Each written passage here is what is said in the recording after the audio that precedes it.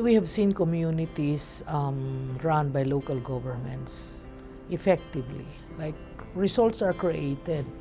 But again, results can only be meaningful if they have a dent in the life of a community. And again, I go back to the principle that life of a community is anchored on culture. Therefore, governance has to also be anchored on culture.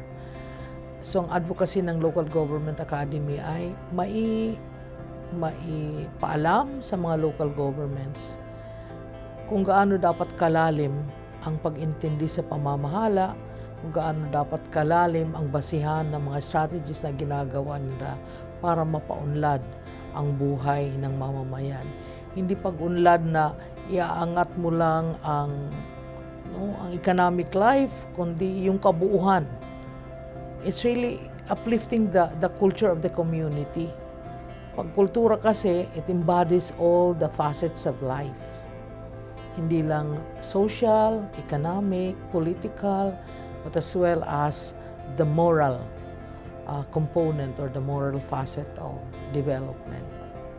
It's not developing just because you want to see communities growing, but it is development where communities grow with greater meaning. The PCEP, or the Philippine Cultural Education Program, is the education arm of the National Commission for Culture and the Arts. PCEP envisions a nation of culturally literate and empowered Filipinos by ensuring that culture is the core and foundation of education, governance, and sustainable development. Hain namin sa inyo ang kurso sa pamamahalang kultural o culture-based governance bilang sandigan ng kaunlaran ng bayan. Ang kultura ay hindi pag-awit o pagsayaw lamang. Mahalagang pag-aralan ng mga puno ng bayan ang kultura. Dahil ang kultura ay refleksyon kung paano mag-isip ang inyong mamamayan at kung paano sila kumilos.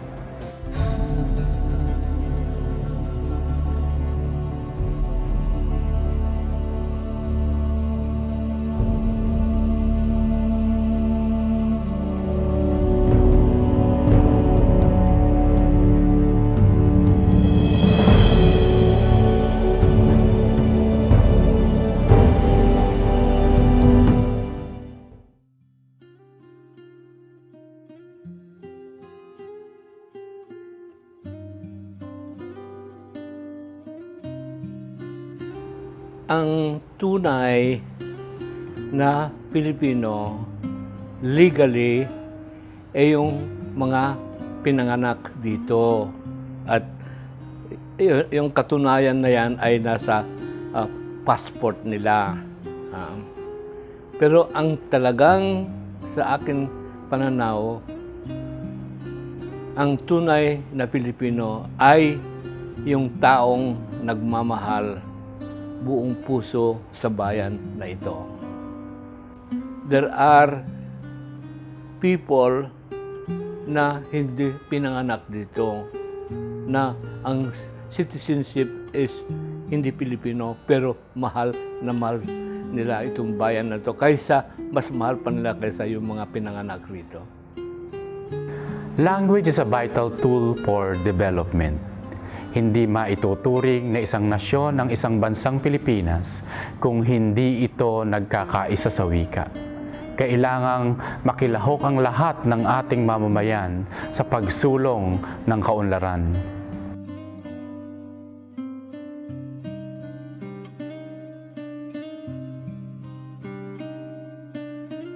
Art is universal, but it starts from the particular thing. Now, that is why this identity is important to us, not because it is part of us, because it makes us real. It gives muscle, strength to what we are. Hindi lang yon. It also strengthens our sense of nation. Hindi ko nasasabi ito all the time, but identity,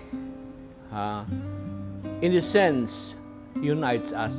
We are very fragmented Masyado tayong kalat na kalat And I think that up to now, we are not yet a nation. We are towards this great adventure of making a nation. Subok na ang konsepto ng pamamahalang pangkultural. Ang vegan city mula sa pagiging ghost city matapos ang isang gang and goons era ay ginamit ang kultura bilang sandigan ng kaunlaran ng kanyang mamamayan, kaunlaran ng pamamahala at kaunlaran sa ekonomiya. Napakahalaga ng kultura, sa experience ng vegan. Kasi ang vegan, ginawa namin ang aming conservation, ng aming culture as our tool for development. So, sa lahat man ng aspeto ng aming pamamahala, talagang binibigyan namin ng importansya ang kultura na ma-incorporate sa iba't ibang serbisyo ng city government. Ginawa namin, we developed our conservation program as our tool for development. One of the first objective that we did was to fortify the sense of identity and pride of the people on their place. So nagpa-research kami, we came up with electronic books, mga newsletters, TV shows, radio programs, mga newsletters para lang ma-inform ulit yung mga tao at ibalik sa kanila kung ano ano ang vegan noon para and one of the major things that we did was actually to work for the inscription of vegan as a World Heritage Site. Kasi nung 1980s, na siya, na-nominate, but unfortunately, hindi nakapasa. So, we tried again, and mabuti na lang na may mga nag-guide naman sa amin na mga officials ng UNESCO. And sinabi nila, there are two things that the validators are looking for. So, unang-una, sabi nila, kailangan may mga protective legislations kayo. Pangalawa, kailangan makita nila na may community participation. So, but at that time, talagang we really worked with the best resource any LGU can have, and it's their people. Slowly, yung mga tao, nakita nila actually na may hope pala na kung aalagaan lang natin ng ating kultura, at pangangalagaan natin ang yung mga ancestral houses natin, ang mga traditional industries natin, ang mga traditional food, malaking bagay pala ang maitutulong niya para maengganyo ang mga taong pumunta ng vegan. Lahat kumikita actually from tourism, but because our tourism industry is anchored on our conservation efforts. So yun ang yung pangalawang objective naman nung conservation program natin is to institutionalize our protective legislations and development plans. So ang unang-unang ginawa ng municipal council pa noon is to define the core and buffer zones of the historic district. Tapos, pangalawa, dinefine naman nila kung ano yung mga businesses na pwede or mga negosyong pwede lang doon. Ginawa namin, naggawa rin kami ng technical working group kung saan sila naman ang pina-prepare namin para mag-draft ng conservation guidelines. So, yung conservation guidelines na yun, naging Bible ng pag-approve ng mga construction, renovation, and restoration doon sa area ng historic district.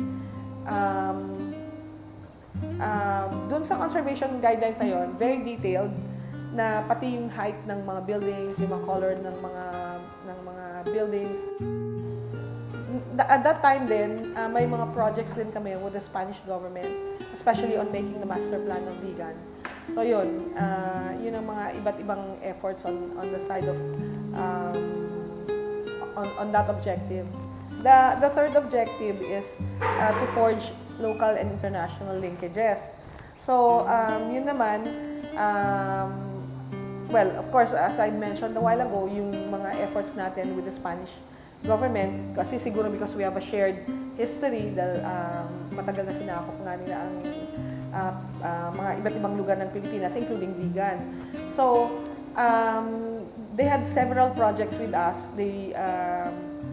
Mga bilateral projects namin. Nagkaroon din kami ng river cruise based on the cultural mapping. So, yung river cruise, hindi yung usual na sayaw-sayaw, kanta-kanta, kain, kundi may nag-narrate how the barangays that you pass by in the river cruise played a great role in the history of vegan and how they connect with the history. It's a learning experience. Hindi lang yung makikinig ka ng magandang tugtugin, kundi talagang natututo ka habang nagre-river cruise. Sabi nga nila, kailangan kung ang mga ninuno natin ay pinangalagahan ang ating mayamang kultura, ang henerasyon natin ngayon hindi pa pwedeng magpatay-patay at kailangan pangalagaan din para sa susunod naman na henerasyon. Sa maikling panahon ng ating termino, mahalagang matukoy natin agad ang kalakasan ng ating komunidad. Kung ano na ang mayroon tayo na batay sa kasaysayan, kaya naging bahagi ng ating kultura. May mga espesipikong module sa Culture-Based Governance course ang NCCA PCEP na maaari ninyong makuha. We cannot establish that sense of pride of place kung sa murang kaalaman, hindi nila alam kung sino sila. Kaya nga, kailangan sa mga lesson plan, sa mga curriculum, sa iba't ibang pamamaraan, maski na sa field trip, maaga pa lang, alam na nila kung ano ang geografiya nila, ano ang Pilipinas, ano ang kalikasan nila dito. At doon mo makikita na kilalang-kilala nila kung sino sila. Sila ba ay Pilipino? Kung sila ba ay taga Ilocos, kilalang-kilala nila kung sino sila. Sila ba ay taga Bigenyo, taga Vegan. So, lahat po ito talagang nagpapalakas sa kanilang moralidad, sa kasarinlan dahil maaga pa lang alam na nila yon. Meron kaming tinatawag lagi na sinasabi nilang makakain ba yung heritage? Ang heritage po ay kung talagang tutuusin lahat ng ating kabuhayan, no? Ang kultura, lahat ng ating kinagawian. At dahil nga dito, hindi lang po yung pagkain, pati rin yung pamamaraan ng ating pagpaparami ng ating pagkain para mabuhay, ang pamamaraan ng ating pagsasagawa ng ating kabahayan. At kahit na ang pananamit, lahat po yan, no? The basic human needs like food, clothing, shelter, these are all heritage-based. These are all culture-based. Bago po kayo makakagawa na isang makabuluhang programa para sa inyo mga pamayanan, una-unahin po natin intindihin, sino ba ito at ano bang meron tayo dito? Madalas po, isipin nyo kaagad na hihiram, uutang, pero isipin nyo muna ang resources na meron kayo dito sa inyong mga kapaligiran. Pag-iisipin ninyo, ang pinupuntahan nila talaga sa Puerto Princesa ay yung underground river. Pero isipin mo ang underground river. Sa isang araw na dami ng turisang pumupunta doon, napapayabong niya ang transport operation, ang hotels, lahat ng kainan na pumupunta doon, lahat po ng mga tour guides, lahat din ng mga souvenir, lahat ng nagmumultiply po siya. Dahil dito, lahat ng bata naiintindihan nila ang kahalagahan ng kalikasan. Ganon din naman na ituturo ng mga guro na sila ay taga-puerto, napapangalagaan nila ang kanilang mga lumad o ang kanilang mga indigenous communities na napapasako pa rin doon sa kalikasan na konsepto nila. Lahat po ito ang sinasabi ko sa inyo. Ang sustainable development ay hindi lang siya holistic na hindi lang sa sektor nyo. Lahat dapat yan ay sabay-sabay at iba-ibang dimensyon ay natatamaan ng pagpapayabong ng inyong kultura. At lahat dapat dito ay hindi lang isang sektor ang kumikita, lahat po sabay-sabay na dapat kumikita at nagiging makabuluhan sa araw-araw na buhay nila. Hoping na itong klaseng format na to, dahil nga nai-institutionalize ang paggamit natin ng kultura, nasisigurado natin na darating ang panahon, maaalala rin ng mga sunod na henerasyon, ganito ang pamamaraan ng kanilang paggamit ng ating kapaligiran, ng ating kultura, ng ating pamana para maging benepisyo sa ating kabuuang pansarili at para sa ating kabuuang komunidad.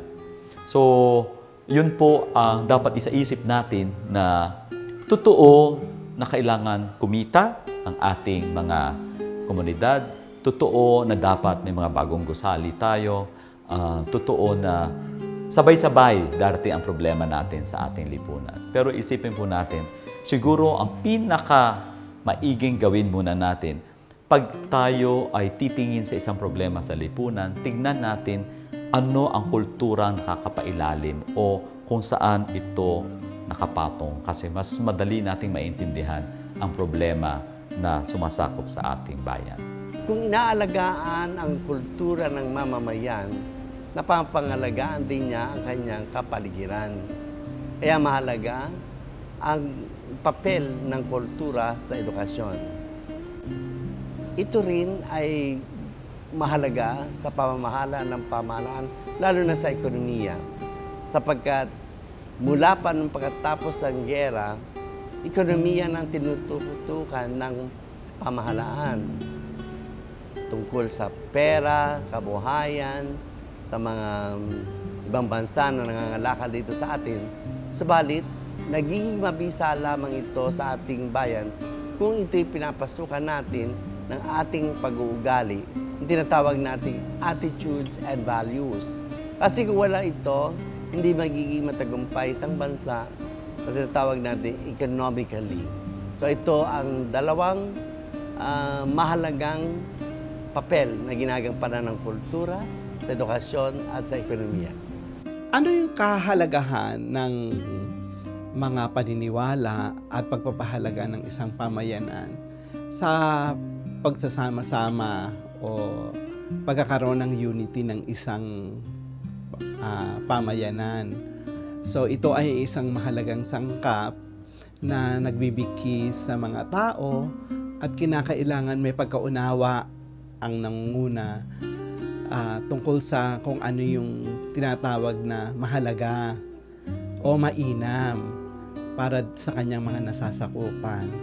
So, si Naveen Kumar Singh na nagsabi tungkol sa importance of heritage sa isang culture-based education, masyado niyang binigyan ng diin ang kahalagahan ng pagkakaroon ng pamayanan bali sa kanilang mga commonalities to sa pare-pareho silang pinaniniwalaan, pare-pareho silang pinagpapahalagahan nang makita nila kung ano ang direksyon na kanilang tinutunguhan at kung ano yung kanilang pinanggalingan na in terms of their history or in terms of their past.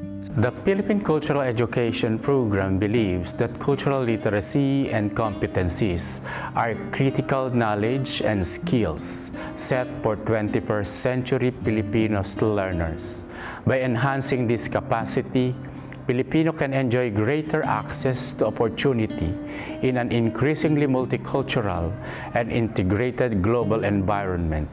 It will also strengthen pride of place and the sense of national belonging and identity of Filipino that will enable them to lead productive lives, thus serving as a major drivers of the country's inclusive growth and sustainable development.